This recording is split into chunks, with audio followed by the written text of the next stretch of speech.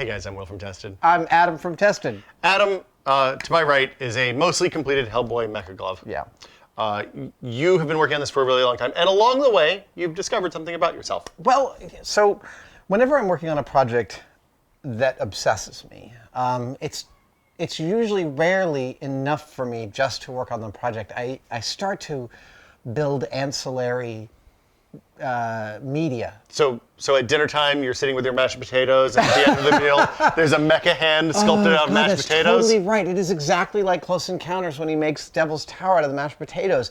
So in addition to making the thing, I'll start to enjoy the list making that's involved in this. Well, and there's more than 1,000 pieces to your best recollection. But then in addition to that, I'll start to do things like I made the machine plate for it. And then I just started drawing it. A few weeks ago, I just started doing drawings of parts and pieces because what I wanted to end up with at the end was, when we reveal this to the world, I want to release all of the designs and plans and parts lists so that anyone could make one. If they have the time and energy. If they have the time and the energy. Exactly. Here's all the measurements, here's all the data, these are all the screw sizes, the types of leather, the grommets, the finishes, the paint, the glue, everything that you would need to know. Well, and one of the things that I've always found is that by drawing something, you kind of understand it a little bit differently than you do by thinking about it, by designing it in CAD, or by actually even building it yourself. Yeah, you internalize it, and that's part of what this whole process is for me, is internalizing something complex until I really understand all of its bits and pieces. And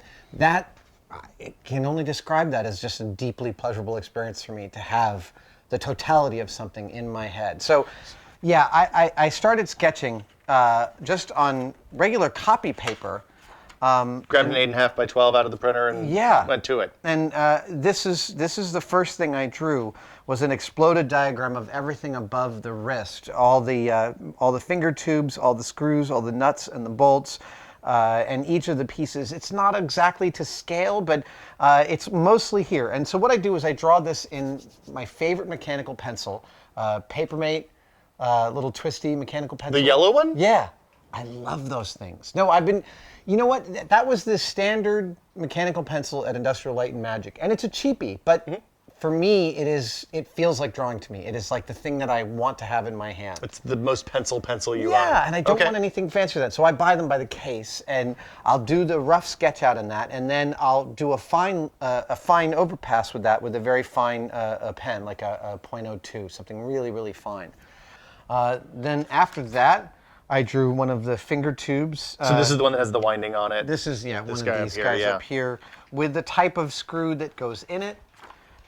This is the leather work to make this is how much work is in this, is that each single piece needs a diagram to help you understand its internal structure. I mean, I remember when you were working on the leather and stuff like that, some of that was a day's work for just the stitching around the edge of the hand, a day's work to do the grommets, a day's work to do I mean, it's a lot of days, and it's a lot of mind stuff that's locked up in your head right now. Exactly, and I want to get it out so I could pass this on. And then that's the leather work on the back of the hand.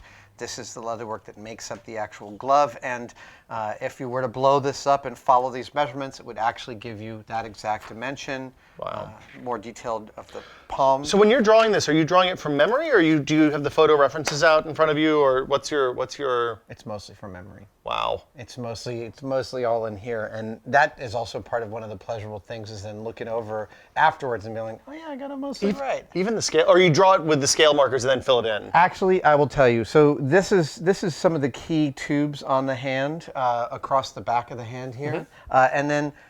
These aren't to scale to each other, but I did do a diagram of all the leather in this construction, and all of these, I actually made myself a little scale ruler. All of these are scaled to each other correctly. Oh, wow. So if you were to blow this up and put it down on a hide, it would be scaled correctly. It's patterns. Yes, these would be patterns. So then, on this note, you have also designed a poster. I have. So. And you came back from a long trip where you had 5 or 6 hours on a plane. Yeah, and my favorite time to design. Yeah, and you said, hey, I put something together on the plane, what do you guys think? And opened your laptop, and normally my mouth's just kind of dropped. So yeah, it's this. It is a large format poster. I took my 3 main views, and it is a breakdown with a paragraph of material, including materials lists, etc., of all of the major details of the hand, how they're put together, and it is again, this is just me wanting to get this information out into a digestible form, so anyone who'd be interested in making one would take a look at this and sort of not only get as obsessed as I am, but understand my obsession. I mean, I think it's immediately obvious how you feel about the mecha-hand. Yeah.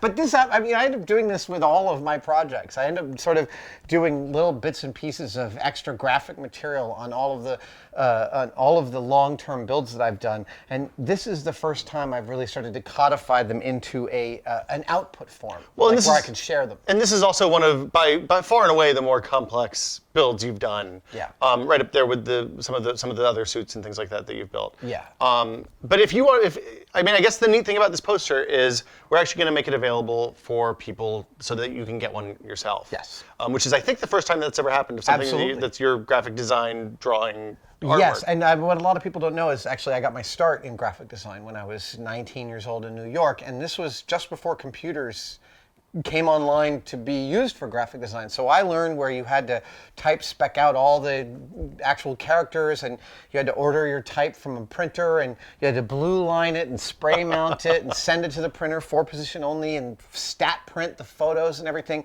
And it was a tremendously useful education in design, in aesthetic balance of stuff. And it's one of the best skills I ever learned, and it informs a lot of the other stuff that I do. So for me to go out and break out the Futura and go extra bold and start to play around with these pieces and parts, it's really pleasurable. I think it's a beautiful piece, and it's definitely worthy of the mecha-hand. And if you want to find out more about how to get it, well, go to the link it's going to be like right down here. There you go. So that'll be it for us today. Thank you, as always, Mr. Savage. Thanks, guys. See you guys later. Soon.